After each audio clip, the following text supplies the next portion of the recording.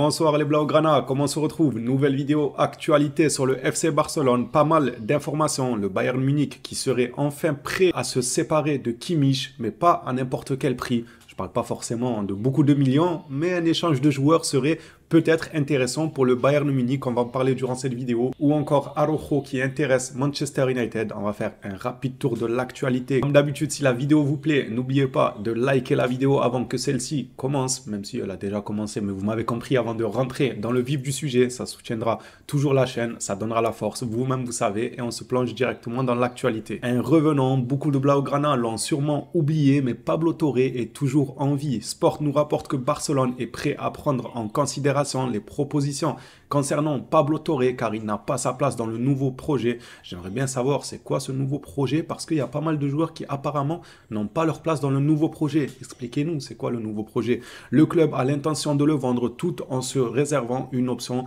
de rachat. Vous savez déjà, pas besoin de vous expliquer les options de rachat. Si jamais il explose ailleurs, le club tentera logiquement de le rapatrier, mais j'aimerais bien qu'on nous explique ce nouveau projet du Barça. Martinez de son côté nous parle de Kvara. Le club pense que les agents de Kvara utilisent le nom du Barça pour un meilleur contrat au Napoli. C'est pas le premier ni le dernier qui fait ça, que ce soit le nom du Barça, du Real Madrid, de City. C'est le monde du business. Il utilisera le nom d'un grand club en faisant fuiter des soi-disant rumeurs comme quoi il va quitter le club pour au final gratter un meilleur contrat. Moi, d'un côté, j'ai envie de dire c'est le business. D'un autre côté, ça reste le business aussi pour le FC Barcelone. Parce que le fait que le Barça soit lié à des rumeurs avec Kvara, ça va faire vendre pas mal de papiers. Ça va laisser le Barça au devant de la scène. Et comme je vous l'ai dit, le Barça n'a aucun intérêt à passer un mercato d'été calme sous les radars. Alors, ils ne vont pas non plus signer 15 joueurs, c'est pas ce que je dis. Mais disons que ça les arrange pas mal s'ils sont liés à pas mal de top noms comme Leao, ça m'étonnerait même pas qu'il y ait des rumeurs qui sortent dessus, ou encore Kvara ou tout autre joueur. Vous m'avez compris, tant que le Barça fait la une des journaux par rapport aux rumeurs transferts,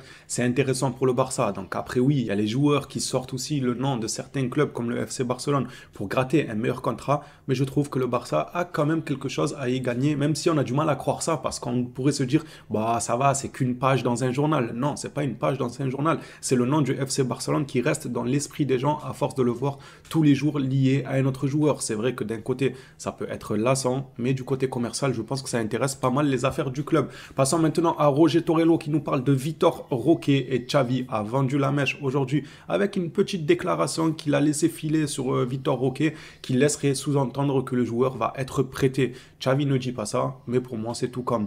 Il se peut que le Barça prête Vitor Roque si le club ne parvient pas à l'inscrire cet été. Xavi a déclaré aujourd'hui que Vitor Roque a besoin de temps de jeu. Et est-ce que Xavi a donné du temps de jeu à Vitor Roque? On ne peut pas réellement appeler ça du temps de jeu. Il a eu à l'utiliser quelques fois, mais voilà quoi, sans plus. C'est pas non plus déconnant le temps de jeu qu'il lui a donné depuis son arrivée à Vitor Roque. Ça c'est une chose. Maintenant, il y a des médias qui nous rapportent comme quoi Vitor Roque pourrait être prêté.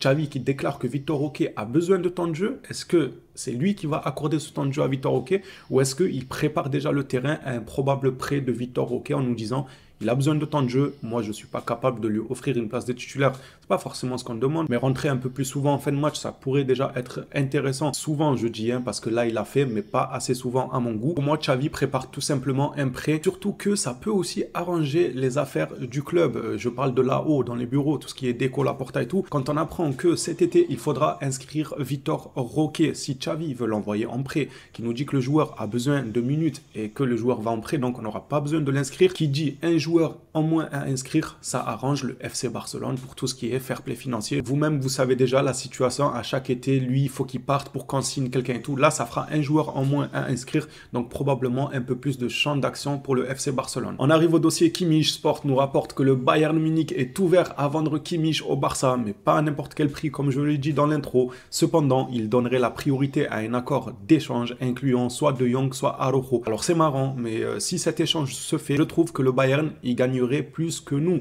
Alors oui, c'est vrai que Frenkie de Jong, je vois beaucoup de Blaugrana commencer à se dire, comme je disais un peu hier dans ma vidéo, selon le contexte, à voir si en vendant De Jong, on peut recruter Bernardo, Kimmich et tout, et se refaire un type de rêve, et chacun à son poste, chacun qui peut évoluer à son poste de prédilection, pourquoi pas? Il y en a beaucoup qui commencent à avoir cet état d'esprit-là, mais dans un échange pur entre De Jong et Kimmich, je trouve que le Bayern serait plus gagnant. En plus de ça, De Jong passera à l'académie musclore du Bayern, il va se muscler un peu. Il y a moyen qu'ils nous mettent des claques en Ligue des Champions si on venait à rencontrer avec un Bayern qui aura transformer Frenkie de Jong en milieu de terrain. Bref, parlons sérieusement. Moi, je trouve que le Bayern serait gagnant. Déjà, rien qu'en termes d'âge, Kimmich, 30 ans, 29 ans, il va sur ses 30 ans, il me semble. Frenkie de Jong, lui, n'a encore que 26 ans. Bon, il n'y a pas non plus 10 ans d'écart entre les deux joueurs, mais ça se joue quand même surtout au vu du talent que le joueur peut atteindre. Pour moi, Frenkie de Jong n'a pas encore atteint ce talent-là qu'on attend de lui. Là où Kimmich, est-ce qu'il n'a pas déjà atteint un certain plafond? Là, je vous pose la question. Pour moi, Kimmich irait à merveille dans le système du Barça. C'est ce genre de joueur qu'il faut au Barça.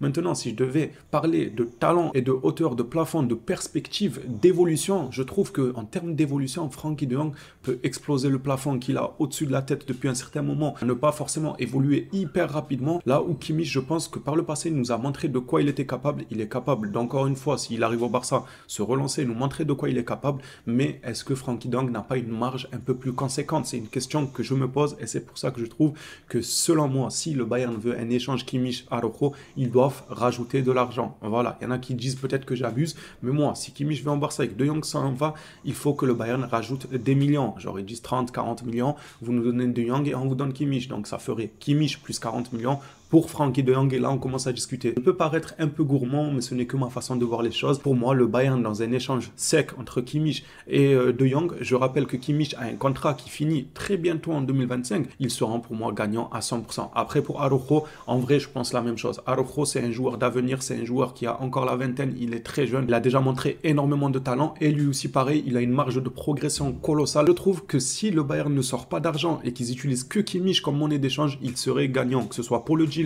d'Araujo ou pour le deal de Frenkie de Jong. Je vous laisse me dire vous ce que vous en pensez dans les commentaires, même si encore une fois Kimmich conviendrait à la façon de jouer du Barça, on le sait. Là je parle vraiment que du côté du business, mais si on commence à rentrer vraiment dans l'apport qu'un joueur pourrait apporter dans un match, j'en doute pas que Kimmich pourrait beaucoup apporter au FC Barcelone. Je parle plutôt du côté business et même un peu côté sportif, on va pas se mentir, mais quand même un peu plus du côté business. Matt Moreto nous parle de Joao Félix, le club est toujours intéressé à l'idée de conserver Félix. Moi c'est une nouvelle qui me fait plaisir. Il nous a sorti de très bonnes prestations. Malheureusement, je trouvais que Xavi, à chaque fois qu'il faisait un bon match, ne le relançait pas le match d'après. Il faut dire aussi que Félix a cette fâcheuse tendance de dégager une nonchalance pas possible. Des fois, on dirait qu'il n'a pas envie, que ce soit pour les replis défensifs ou que ce soit même le fait qu'il retarde le jeu. Ça m'a beaucoup agacé cette saison de voir Joao Félix autant retarder le jeu. Le gars, on lui fait une passe, au lieu d'aller vite de l'avant, de balancer vite de l'avant, il va la contrôler, il va se retourner sur lui-même. C'est bon, mon frère, t'es pas Lionel Messi. On le sait que t'es bon techniquement, mais à un moment, fluidifie le jeu. Quand il faut dribbler, on le sait que tu en as les capacités, mais quand il faut jouer simple, joue simple. À de nombreuses reprises, moi j'ai vu Joao casser des actions, des contre-attaques probables pour le FC Barcelone. Mais bon, ça c'est une parenthèse à part. Si on devait garder Félix, moi ça me ferait extrêmement plaisir. En sortie de banc, il peut être super utile, et si il soigne un peu ce côté nonchalant, pourquoi pas aller chercher une place de titulaire indiscutable dans ce Barça. Le talent, il a, le comportement à voir. Toujours avec Matt Moreto, hier Ansu Fati aurait apparemment dit comme quoi il serait capable de montrer au FC Barcelone il est réellement de retour durant la pré-saison, mais du côté du Barça, c'est pas le même son de cloche. Apparemment, on ne compte déjà plus sur lui. Ansu Fati ne fait plus partie des plans du Barça pour la saison prochaine. Et pour terminer cette vidéo actualité, finissant par Manchester United qui s'intéresse à Ronald Araujo. Bon, en même temps, ils s'intéressent pas à qui eux. Ils ont l'argent, ils s'intéressent à qui ils veulent. Reste à savoir si Araujo sera intéressé pour rejoindre la première ligue. J'avoue que c'est un championnat qui lui irait plutôt très bien, mais j'aimerais quand même le voir continuer à évoluer du côté du FC Barcelone. Manchester United, qu'est-ce qu'il irait faire là-bas, sincèrement? Mais bref, je vais pas m'étaler sur le sujet. On connaît la situation de United, malheureusement. Un club que la sphère football, en général, quand tu es fan de foot, t'aimerais revoir au plus haut niveau. Moi, j'aimerais les revoir au plus haut niveau. United, ça me ferait extrêmement plaisir, mais c'est pas forcément le cas. Je vois pas ce que Araujo irait faire là-bas. Maintenant, United, ils ont l'argent. S'ils se pointent avec une offre de 130 millions, eh bien, Ronald Araujo, on va se mettre à plusieurs pour faire tes bagages. Si tu as beaucoup de vêtements, ne t'en fais pas. Il y a beaucoup de Blaugrana qui vont t'aider à bien mettre ça proprement dans les valises. Pour 130 millions, on va commencer à se poser des questions. Non, en vrai, peu importe l'argent, moi j'aimerais que le collectif du Barça soit solide, et un collectif solide passe par des joueurs solides. Et selon moi, Araujo est un joueur solide et fiable défensivement parlant, malgré l'erreur qui nous coûte la Ligue des Champions. Donc hormis le fait qu'il pourrait y avoir une grosse offre cet été pour Araujo, sportivement parlant, j'aimerais le voir continuer sous les couleurs Blaugrana. Les phénomènes, c'est à votre tour de me dire ce que vous en avez pensé de l'actualité d'aujourd'hui. Choisissez le sujet qui vous tient le plus à cœur et donnez-moi votre avis là-dessus. On s'attrape à la prochaine vidéo sur le FC Barcelone. D'ici là, prenez soin de vous les Blaugrana.